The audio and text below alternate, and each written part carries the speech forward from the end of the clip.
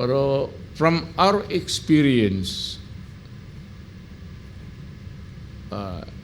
pati lahat ng bumagsak na the serious issues against the government at that time, kung sila yung humawak ng gobyerno is yung corruption. Corruption talaga, Pastor. So yung corruption, Mayor, kung rampant yun, delikado, no? Delikado.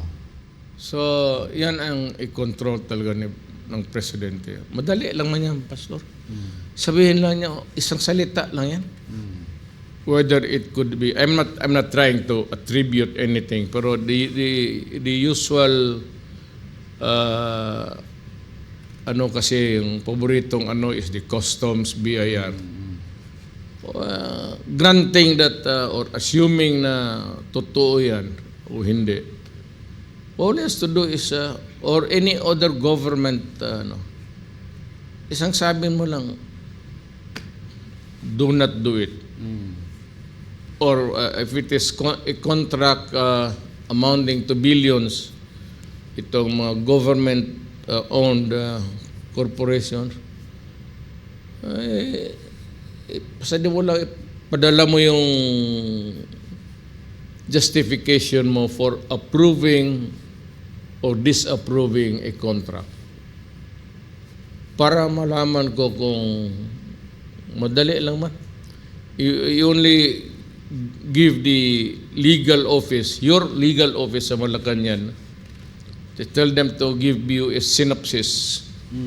Yung brief lang na isang page lang na gano'n, malaman ang mga abogado, isang tingin lang rin yan. So, ganun lang yan. Wala mang problema. Pero yan ang talking about a kudeta or a violent overthrow of government. Historically dito, it's always corruption. Abuse of authority. Uncontrolled mga abuses na hindi talaga na bipigilan. So, simple lang yan. Isang salita ng presidente yan. Maniwala naman lang. And there's always the military mautosan niya na kindly because upon his orders, the military can always intervene.